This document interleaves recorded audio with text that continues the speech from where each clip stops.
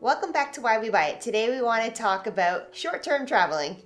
Yeah, because it's something that we like to do. Generally, we visit each place for 1 to 3 days, and there's some method to our madness there. A lot of people question us about it, thinking that's not the usual way to go about things when it comes to travel, but it works out great for us. It does. It's not your traditional, spend a week by a beach and, just drink your face off and do nothing.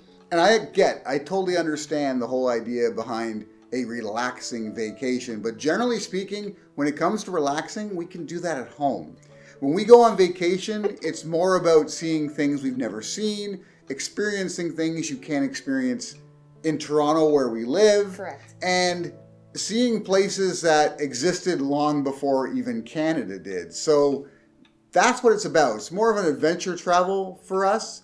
And don't get it wrong, we do relax on some of these vacations, but we're generally quite busy most of the time.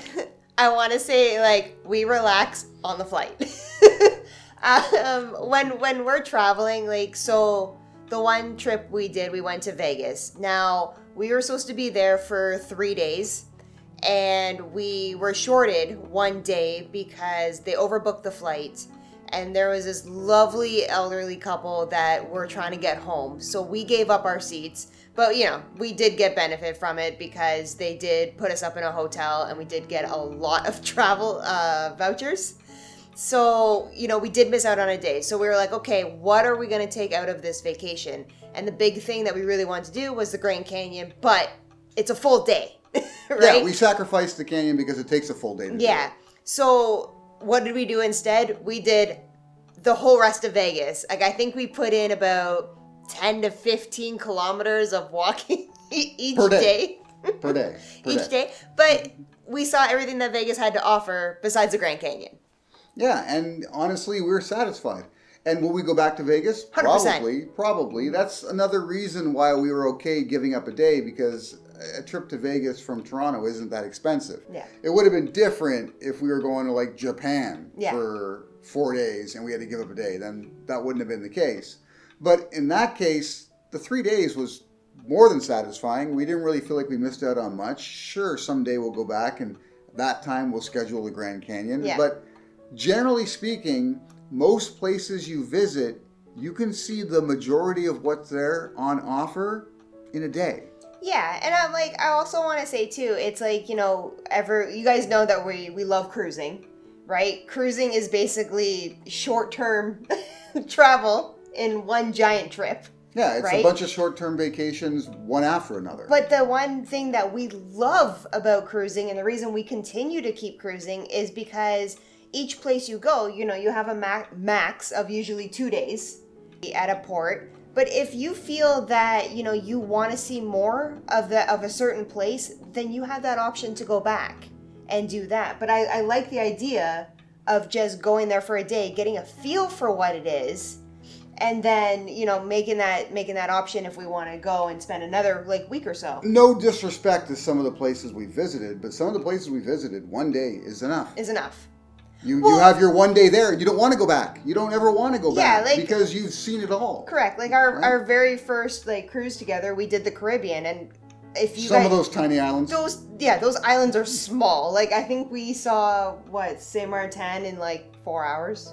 Yeah, St. Thomas. St. Thomas, same thing, right? So even a lot of those days, it's okay, we did the whole tour of the island, and then we're like, okay, we still have time, so we beached it that day. Yeah, right? And no, again, like I said, no disrespect to these islands, right? You can go to St. Thomas for a week and have a blast. Mm-hmm. But then what you're doing is you're seeing St. Thomas 1 or 2 of those days, and the rest of your time there is spent relaxing on the beach. That's right. Maybe renting a jet ski, going snorkeling, doing those typical things. But these are all things that we can actually do. Here in Toronto, Ontario, Canada. We can do them here, right? So I don't need to spend a week there to do that. Now, before we move forward, I just want to say what this video is really about is the pros and cons of traveling the way we do. Yes. Why we've chosen to travel the way we do, and whether or not it's right for you, because we're not saying it's right for everybody. Oh, no. We have a bunch of friends that are like, I'm never going to do what you guys do. It seems very stressful. So today on Why We Buy It, short-term travel. There you go.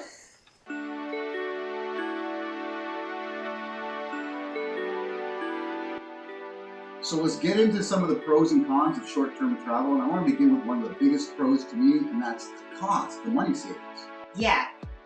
So the one thing that benefits us when we go on our short vacations is the stays, is our hotel stays. We tend not to stay in a traditional hotel. Like, for example, we're going to Copenhagen, Denmark, and we're actually staying in a luxury hostel. Now, this is something that we wouldn't normally do if we were going to intend on being there for a week. Yeah. But because we're only there for 2 nights, all we want it for is to have a place to leave our stuff and to sleep. So when you go somewhere for like a week or more, one of the first things you want to figure out is what's the best place we can afford to stay at?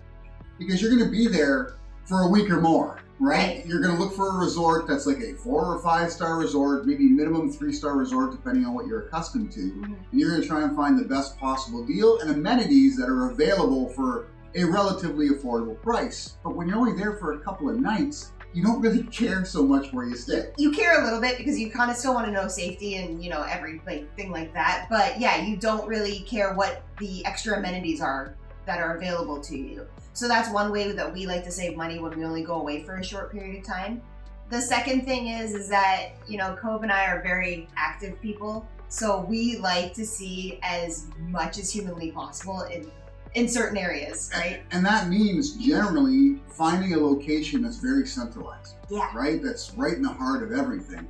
And if we were to stay at like the Royal Copenhagen in Copenhagen, right? We're going to Copenhagen for 2 nights, which is in the heart of Copenhagen. We're paying some serious dollars. But when you stay in a luxury hostel, and the reason it's luxury is because it offers private rooms, yeah. Right? There are rooms available where you can stay with a number of people in bunks or whatever, but they do have private rooms available. That's what we went with. But it's like a fourth of the price of staying at somewhere like the Royal Copenhagen. And that's enough for us because our time in Copenhagen is going to be spent out and about seeing as much as we can see. That's right. And that's another reason why even cruising is such an attraction for us, because it's a bunch of short-term adventures in one long trip, right? And when you look at the per night cost of being on a cruise ship, I'm not talking Region 7 Seas or something high-end like that, but a very well-respected cruise line like Royal Caribbean or Celebrity or Princess or something like that, you're really getting like a 4-star hotel experience, but you're only paying a fraction of what it would cost you to stay at a 4-star hotel resort. Right. Right? I mean, some of these cruise ships we've been on, you're looking at like $100 a night. Yeah. Is what it works out to when you look at your actual cruise fare. So that's like, Holiday Inn Motel 6 prices, right? Like it's not that expensive, but you're getting a high-end experience. What you're sacrificing is that long-term stay at one location. But like we said, it's not really for us. No, we like to see everything. And for example, we did a Mediterranean cruise, which was mostly around Italy. And when they say you can't see Rome in a day, you can, but it's super, super quick. And we had like one of the fastest cab drivers ever. Yeah, we got like the time-lapse version of Rome, right? But we did literally stop everywhere. Yeah. It's just you can't spend too long anywhere. If you do see something you want to see more in depth, then maybe you go back to Rome at some point. And that would be probably one of the cons of a short-term travel, is the fact that you can't spend extra time at the Vatican or extra time in certain areas that you really wanted to experience the history and the culture. Yeah, because to be honest, if you want to really experience the Vatican, you need more than a day. Oh yeah, you really do. Yeah. But if you just want to see it for what it is, then spending an hour there was fine. It was fine. Right. Yeah. So that's one of the cons to short-term travel. One of the benefits to short-term travel is that you're not repeating things over and over and over again. So because we like to adventure out and we like to experience as much as we can, including the local food. Definitely including the local food. We're not big on just going to a resort and spending the whole day at the beach. Right? For us that gets very kind of just lackluster. Right? We don't really, it's not our thing. It's not our thing. And we, it's like friends of ours, people we've met, they're like, but you guys don't really seem to just have a relaxation day.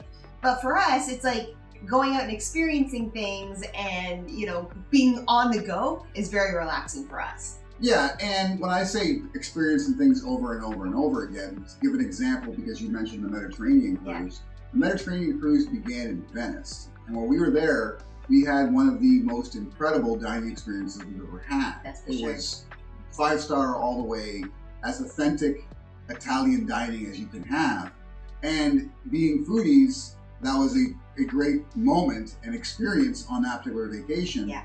But if we were to go out and find another fine dining place the next night, and another fine dining place the next night, first of all, it gets extremely expensive, right? Like you said, it's expensive, but also it doesn't really add that much more to the experience of having done it. Right. Right? Like once you've had a, Michelin star experience in the country you're visiting, and you now know what the cuisine's all about, repeating that process loses its luster. Yeah. Sure, you're going to love the meals you're getting. You're going to be able to try different, meals and entrees and such, but you're not really adding to the experience. When people ask us how is the food in Italy, that's our go-to answer, what we experienced there. Yeah. It's not like we didn't eat other places in Italy. We ate in Naples, we ate in Livorno, we ate in Fiorentina. Like, these are places we've been and had great meals in, but that actual authentic Italian dining experience happened in Venice, and it's the one time you need to do it. Yeah. We don't really need to do it again. Whereas if we were there in Venice for a week, it would have started to get boring. Well, and it's like, and I'm not going to fork out that much money for 5-star dining every night, single night. Like, I can't afford that, guys. And at the same time, you don't want to be in Venice and be like, you know what, let's go to McDonald's and have something there to save some money. Please don't do McDonald's, guys. Like, I am not going to support that at all. Yeah. We're not McDonald's fans. Not whatsoever. No. But that's what I'm talking about when it comes to not having to repeat yourself on vacation and spend money that could be spent better elsewhere. Yeah. And we recently did a video, it's on the channel, about buying memories, not souvenirs. When we're talking about saving money, it's going toward things like that we bring back with us that we cherish forever. Correct. Right? Yeah, we love that. Now, one of the negatives to short-term travel, and I guess for a lot of people it's kind of a big one, is you can really get hosed, so to speak, no pun intended, by the weather. Yeah. Right? If you're only somewhere for a day and it ends up having a torrential downpour, a lot of what you wanted to do can be spoiled, but that's where planning comes in. Yeah. So we've mentioned this in a lot of other videos, like, do your research. Or let us do your research for you. That's pretty much what we're good at. Ask us. Ask us anything. We'll do our best to give you the best advice that we can. But we always have like a contingency plan just in case the weather goes bad. Yeah, we always have like outdoor activities. We also have indoor activities. Yeah. Right? Things that we can do that the weather isn't as much a factor. Sometimes there are things beyond your control that just completely change what you end up doing that day. And there have been certain situations where that was as a highlight because we did something we didn't plan on and it ended up being fantastic. Well, we did our video on Bangkok. We had the massive torrential downpour and we were next to the silk store and we came out with some fantastic clothing. Yeah, practically the best buy of the trip. Right? So, sometimes weather can benefit you a little. This is how quickly the rain can come in. It was bright and sunny only 5 minutes ago. And then we saw one cloud in the sky and boom! Instant monsoon. That's Thailand. Yeah, but it can also be a negative, right? If you're somewhere for a number of days and you get some bad weather, you just wait it out and then you do what you wanted to do when the weather turns in your favor. Right. So that's one of the negatives of short-term travel.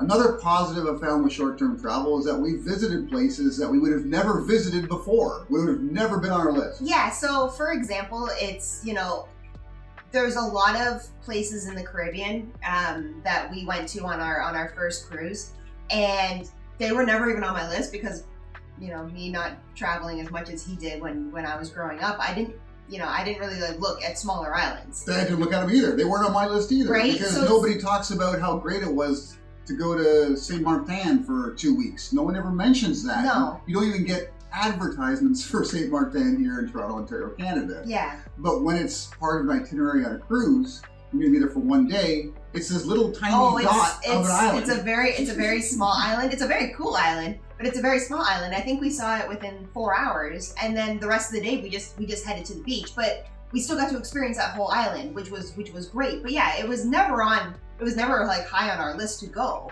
It wasn't on my list. No, because when you think Caribbean, you think, you know, Jamaica, Trinidad, Cuba, Dominican Republic, right? Bahamas. Like that, because that's what's advertised for North Americans, right? And we're also talking about places that offer more. Yeah. Where you'd want to spend, like, you know, that long-term vacation, because that's what they're promoting.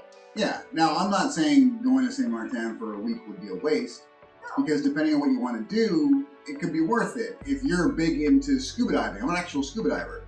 So I've spent extended periods of time in the Bahamas, and it was worth it because the scuba diving there was fantastic. Yeah. But like every time you go out scuba diving is almost like a new mini excursion, right? So it's not the same thing over and over again, because you're scuba diving different sites. You're looking at sunken ships or coral reefs or what have you. If you're into hiking or adventure biking, we were in Chile, and you know, it's a big place for mountain bikers because they bike the Patagonias. Oh, right? I would love to do. If you're there for a week and you're doing a different trail on a different mountain every single day, we get it. Yeah. Right? But if you're just there to experience the culture, see the sights, and get a feel for what it's all about, then 1 or 2 days is more than enough. Yeah. And for a place like St. Martin, we quite literally saw the whole place in a day. Yeah. Same thing with St. Thomas. We saw the whole place in a day. Right? Now, I'm sure Haiti. you could... We did Haiti too. And yeah, Haiti was only accessible by the Royal Caribbean ships. Yeah, we did a small piece of Haiti because, again, Haiti is going through a lot of political turmoil, Yes. and you can't see all that much of it. So we did a very protected, exclusive little area of Haiti. But it was still cool to be there. And again, it's a place that was never on my list because of the political turmoil. Correct. There. Yeah. But if we're going to spend a day there protected under ship security, then why not? That's right. Right? So that's also why we do a lot of cruising. Yeah. Right? Because it's essentially a whole bunch of short-term vacations back to back. And we love coming home, and then, you know, I always have people asking me, like, where did you go this time? And it's like, I love being able to list off like 5 or 6 things, right? Instead of just being like, I went to Jamaica. Jamaica's beautiful, right? But, you know, a lot of people have done that and done the long-term thing in Jamaica, and then, you know, that's fantastic. But I really love coming home and being like, I went here, and places that people would never think of going. Yeah, because half the fun in travel is telling the stories after. It's all about the stories. Right? I had this credo where, to me, life is about the amount of stories you have to tell. Right? The more stories you have to tell, the better you live. Yeah. And having that opportunity to go to multiple places versus just one. You always have stories to tell. You always have stories to tell. And more importantly is you have stories that people are interested in because they've never been there. Yeah. Right? I mean, Jamaica is a very big island. Okay? It's a huge island. So you can spend a week in Jamaica and not see all of Jamaica. Mm-hmm. I understand long-term vacations to a place like Jamaica or Cuba. I get it. But when you go to somewhere like St. Thomas, and a lot of people haven't been there, they're going to want to know a little bit about it, and you're going to have a story to tell. Right? Same thing when you're in Europe. You have the classic European cities that everybody's gone to. You have the Romes, the Parises, the Madrids, those kind of places, right? Munich or Berlin, right? And everybody has shared experiences from those places. But when you end up somewhere small, like Couture, that was the city of cats. Yeah, it's amazing the stories you can tell. And we walked all of Couture in about 2 hours. That's how tiny this little city is. Yeah. We're fast walkers though, so you know, it might take you guys a little bit longer than 2 hours. But Couture quite literally is just a little like sort of medieval style city. Yeah. It's tiny. Yeah. Right? So you can walk the whole thing and see what Couture has to offer and get your experiences from that. So a day trip to Couture makes sense. Yeah. Right? Whereas if you were to spend a week there, you would definitely want to travel around and see other things. But then the cost goes up. That's right. Right? That's right. It goes back to the cost again. Yeah, and that's why, like, again, we love the idea of cruising because it gives you that chance to go to these little tiny places that you wouldn't just book a trip to for a week, right? Now, for those of you, and we have friends that are very skeptical about cruising because they're like, I want to relax, right? I don't want to be on this scheduled itinerary and have to get off the ship to see certain things to get back on. You don't have to, but generally speaking, almost all of the cruises we've been on, except for, say, a couple of very short cruises, but any cruise over 7 days, there's always days at sea. Yeah. And those days at sea are quite literally, you could just pick a chaise lounge by the pool. And just relax. Tan, relax, and read a book. Drink margaritas all day. Yeah. Right? That's your relaxation time on a ship. For most of the cruising that we've done, like usually, unless they're like really small islands that are like really close together, for the most part, it's a port and then maybe 1 or 2 days at sea and then a port. Yeah. Right? So you can spend the whole day, running around like crazy trying to see everything like we do, and then decompress the next day, because then you have the whole day to do whatever you want to do, and then the next time you're back at port again, which is great. And you get excited to go on port because everybody on the ship's talking about what are you guys going to do on the next port. Yeah. Right? Like it's great. And now when we schedule vacations, we think about these sort of short-term trips, right? So for instance, we're talking about how we're going to Copenhagen. Yeah. Now the reason we're doing that is because we're actually going to Sweden to visit family for a little over a week.